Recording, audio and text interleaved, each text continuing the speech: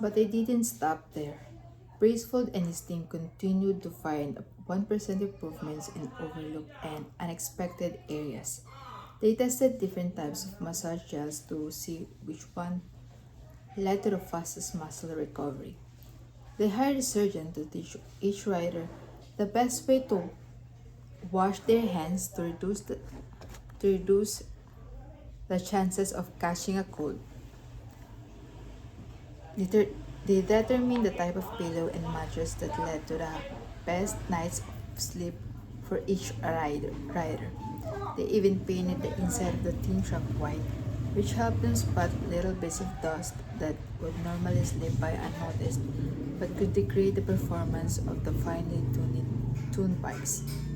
As these hundreds of other small improvements accumulated, the results came faster than anyone could have imagined. Just 5 years after Brailsford takeover, the British cycling team dominated the road and track cycling events at the 2008 Olympic Games in Beijing, where they won an outstanding 60% of the gold medals available. 4 years later, when the Olympic Games came to London, the Brits raised the bar as they set 9 Olympic records and 7 world records. That same year, Bradley Wiggins became the first British cyclist to win the Tour de France. The next year, his teammate Chris Froome won the race, and he would go on to win again in 2015, 2016, and 2017, giving the British team five Tour de France victories in 6 years. During the 10-year span from 2007 to 2017, British cyclists won 178 World Championships and 66 Olympic or Paralympic gold medals and captured 5 Tour de France victories in what is widely regarded as the most successful run in cycling history. How does this happen? How does a team of previously ordinary athletes transform into world champions with tiny changes that, at first glance, would seem to make a modest difference at best?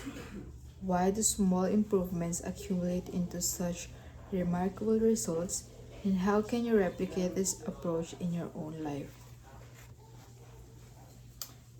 Why small habits make a big difference?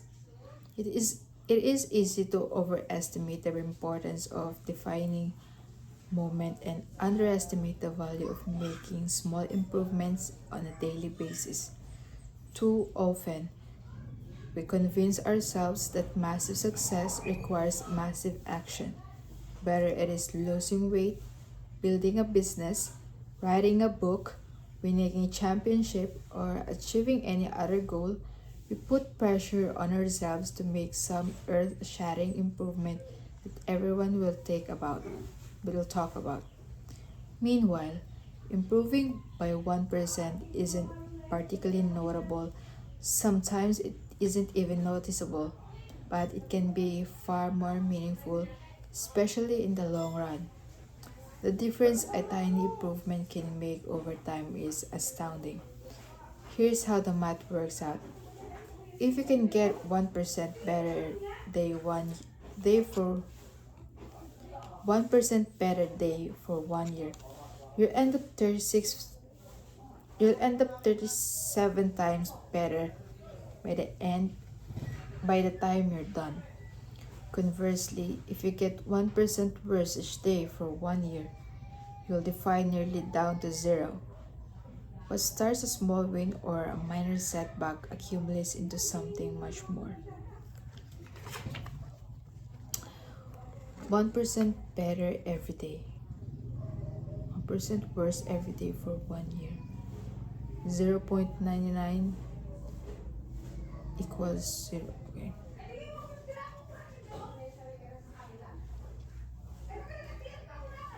The effects of small habits compound over time.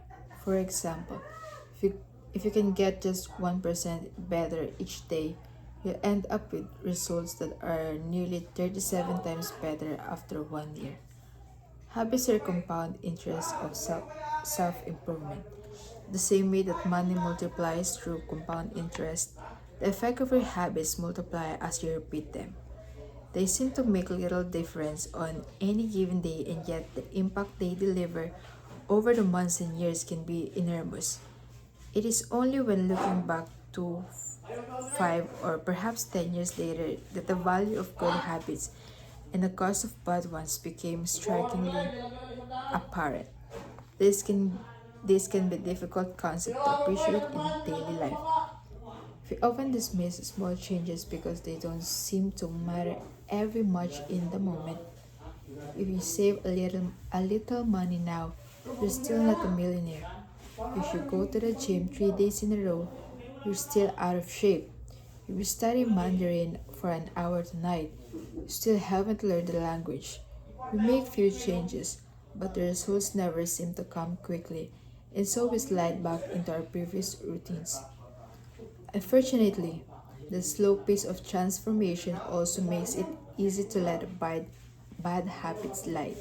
If you eat an unhealthy meal today, the scale doesn't move much. If you work late tonight and ignore your family, they will forgive you. If you procrastinate and put your project off until tomorrow, there will unusually be a time to finish it later. A single decision is easy to dismiss, but when we repeat 1% errors after day after day, by replicating poor decisions, duplicating tiny mistakes, and rationalizing little excuses, our small choices compound into toxic results.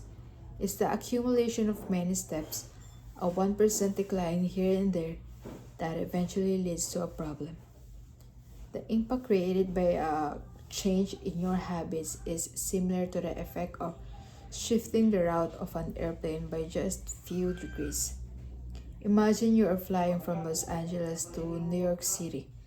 If a pilot leaving from LAX adjusts the heading just 3.5 degrees south, you will land in Washington, D.C. instead of New York. Such small change is barely noticeable at a takeoff. The nose of the airplane moves just a few feet, but when it's magnified across the entire United States, you end up hundreds of miles apart. Similarly, a slight change in your daily habits can guide your life to a very different destination. Making a choice that is 1% better or 1% worse seems insignificant in the moment, but over the span of moments that make up a lifetime, thus, these choices determine the difference between who you are and who you could be. Success is the product of daily habits, not once in a lifetime transformations.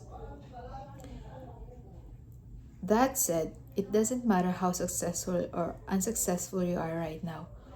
What matters is whether your habits are putting you on the path toward success. You should be far more concerned with your current trajectory than with your current results. If you're a millionaire but you spend more than you earn each month, then you're on a bad trajectory. Your spending habits don't change. It's not going to end well.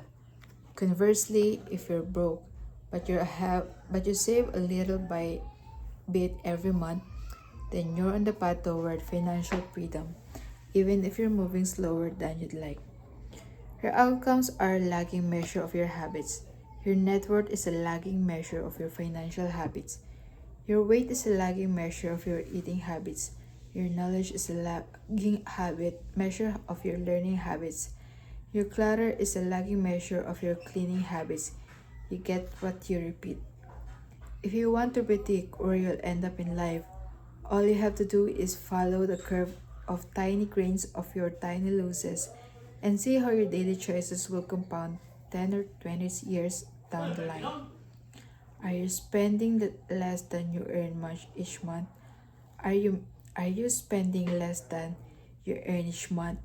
Are you making it into the gym each week? Are you reading books and learning something new each day? Tiny battles like this are the ones that will define your future self. Time magnifies the margin between success and failure. It will multiply whatever you feed it. Good habits make time your ally.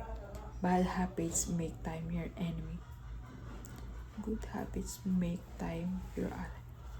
Good habits make time your ally. Bad habits make time your enemy. Habits are a double-edged sword. Bad habits can cut you down just as easily as good habits can build you up, which is why understanding the details is crucial. You need to know how habits work and how to design them to your liking so you can avoid the dangerous half of the blade.